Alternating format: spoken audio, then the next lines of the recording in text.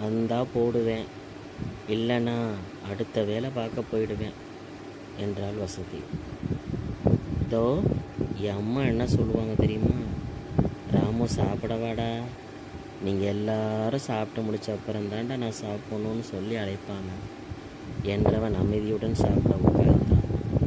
வசந்தி பரிமாறினாள். அன்றைய விசேடம் அவியல். அதை ஒரு வாய் சாப்பிட்டவன், வசந்தி சூப்பர், வர வர நீயும் என் அம்மா ரேஞ்சுக்கு வந்துட்ட. அம்மா இன்னும் கொஞ்சம் தேங்காய் எண்ணெய் விட்டுருப்பாங்க, அவியலும் கமான்னு இருக்கும், பரவாயில்ல, அடுத்த முறை நீயும் சரியாயிடுவ என்றவன் சாப்பிட்டு முடித்தான். திடீரென்று விக்கல். வசந்தி கொஞ்சம் தண்ணி தெரியா என்றான். ஏங்க, சாப்பிட உட்காரச்சி தண்ணி வச்சுட்டு உட்காரன்ட்டு தெரியாதா என்றவள் உடன் சென்று ஒரு டம்ளரில் தண்ணீர் கொண்டு வந்து வைத்தாள்.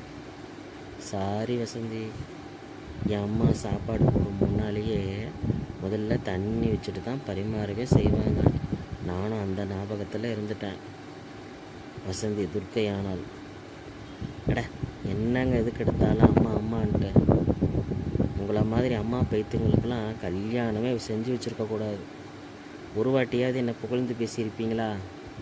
ஏதாச்சும் ஒன்று நல்லா இருந்துச்சுன்னா அதுலேயும் உங்கள் அம்மா தான் வந்து நுழைஞ்சுப்பாங்க. அவள் கடுகடுத்த முகத்தை வைத்துக்கொண்டு ஒரு வழியாக அவன் சாப்பிட்டு முடிக்கும்போது செல்ஃபோன் பாடியது.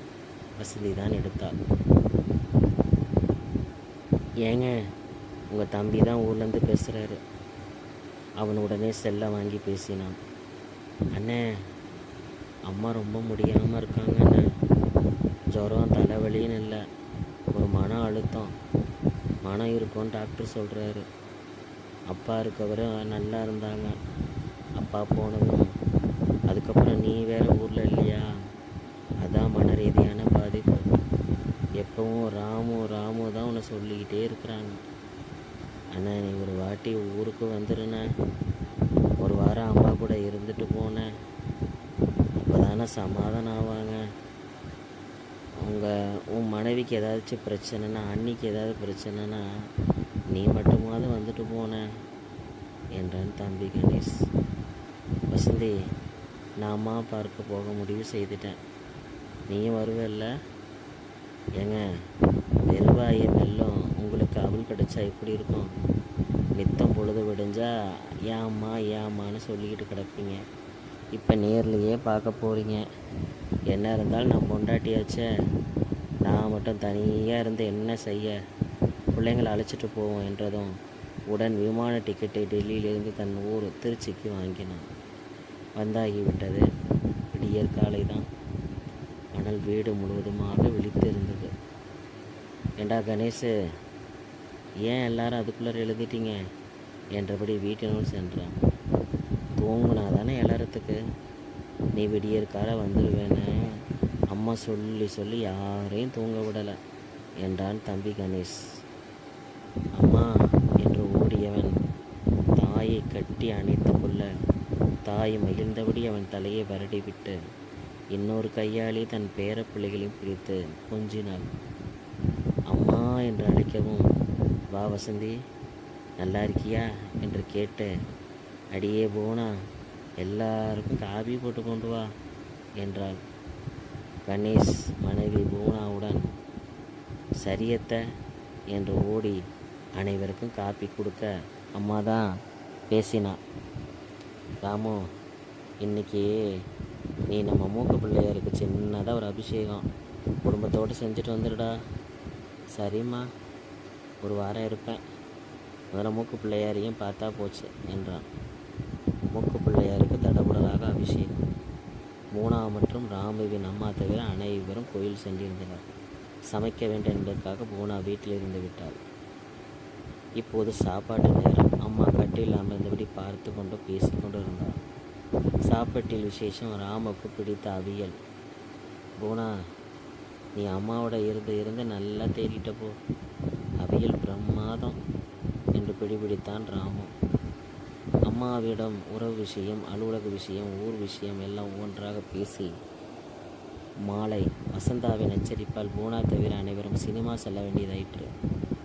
பூனா காலை சாப்பாடே இன்னும் நாக்க விட்டு போகலை, அதனால் இரவு லைட்டாக டிஃபன் செஞ்சுட்டு போதும் என்று ராமு கூறவும் சரிங்க என்ன என்றால் பூனா. சினிமா முடித்து வந்ததும் இரவு டிஃபன் தான்.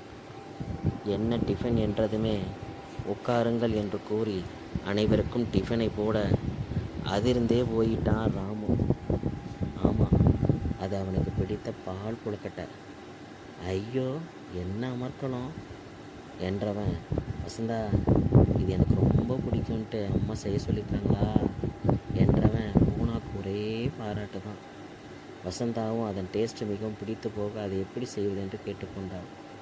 ஒவ்வொரு நாளும் ராமுக்கு பிடித்த சாப்பாடு டிஃபன் தான். ஒரே மகிழ்ச்சி, ஒரே கொண்டாட்டம். அண்ணே, நீ வந்த பிறகு தானே அம்மாவின் முகமே மாறி மலர்ச்சியாக இருக்காங்க. அதுக்கு தான் டாக்டர் அறிவுறுத்தலின் பேரில் உன்னை வர சொன்னேன். அது பழிச்சிருச்சுண்ணே. நாளை நீ ஊருக்கு போகணும். அம்மா விட 6 மாதம் ஒரு முறை வந்து பார்க்குறேன்னு சொல்லிட்டு போனேன். அப்போ தான் அம்மாவும் மனசு சந்தோஷப்படுவாங்க என்றான் கணேசன். ராமுவும் அம்மாவிடம் தன்னம்பிக்கையுடன் இருக்கும்படி கூறி ஆசையும் பெற்றான். கடைசி நாள் இரவு விமானம் போல் டெல்லி செல்ல வேண்டும். வசந்தா பூனாவை அழைத்தாள். என்னக்கா பூனா, இன்றைக்கு ஒரு நாளைக்கு உனக்கு பூரண ஓய்வு. ஒரு வாரம் நாங்களெல்லாம் கோயில், நண்பர்கள், வீடு, பர்ச்சேஸ்ன்னு போய் நீ சமைச்சு ஊஞ்சி விட்டாய்.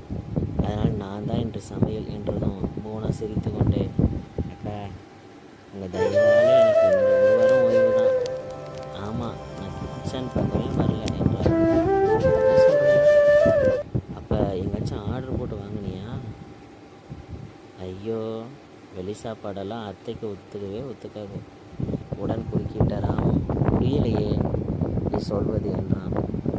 ஆமாண்ணே, ஒரு வாரம் நீங்கள் வந்த மகிழ்ச்சியில் சமைச்சது முழுக்க அம்மாவே தான். ஆனால் நான் சமைச்சு தான் சொல்லக்கூடாதுன்னு சொல்லிட்டாங்க. அதனால தான் நான் சொல்லாமல் இருந்தேன். ஆனாலும் மனசு கேட்கல, சொல்லிட்டேன். நீங்கள் அனைவரும் ருசித்து சாப்பிட்ட சமையலும் சரி, பலகாரமும் சரி, எல்லாம் அத்தை கைவண்ணத்தில் செய்தது தான் என்றதும் ராமுடைய கண்கள் கலங்கின. அதை விட வசந்தி அழுதே விட்டாள். தன் தாயை போல் நினைத்தவள் அம்மா என்று கை பிடித்து கண்களில் ஒற்றிக்கொண்டு, என்ன இருந்தாலும், எத்தனை வயதில் ஒரு மகன் இருந்தாலும் தாய்க்குள்ள பாசமும் அன்பும் போகுமா? முடியாத நிலையிலேயே தன் அன்பு மகனுக்காக பிடித்ததையெல்லாம் பார்த்து செய்த நீங்கள் கிரேட் அம்மா என்று தன் மாமியார் கரங்களை தன் கண்களில் ஊற்றி கொண்டாள். அசடு, நான் என்ன கை கால் இழுத்து முடங்கியா போயிட்டேன். என் மகனுக்கு பிடிச்சது சமைச்சு போட தெம்பு வேணும். அது எனக்கு ஆண்டவன் அனுக்கிரகத்தில் இருக்குது. இதெல்லாம் எனக்கு மனசுக்கு ஆனந்தமாக என்றவர். சரி வசந்தி, இன்றைக்கி நீ தானே சமையலை. ஒரு வாரமாக கடினமான உணவு சாப்பிட்டு வயிறு ரொம்ப கஷ்டப்பட்டுருக்கோம். அதனால் நீ ஒரு மிளகு குழம்பு சீரக ரசம் வச்சிரு, தொட்டுக்க சுட்டு அப்பளம் போதும், அவ்வளோதான் என்று அனைத்து அம்மா சொல்லியபடி தான் நடந்தது. கணேசுக்கு அம்மா பழையபடி ஆனதில் அவ்வளோ சந்தோஷம். அம்மாவின் உடல்நிலை தேறியது, வசந்தியின் மனநிலையும் மாறியது. அந்த திருப்தியுடன் ராமுவின் மனம் மகிழ்ச்சியில் திளைத்தது.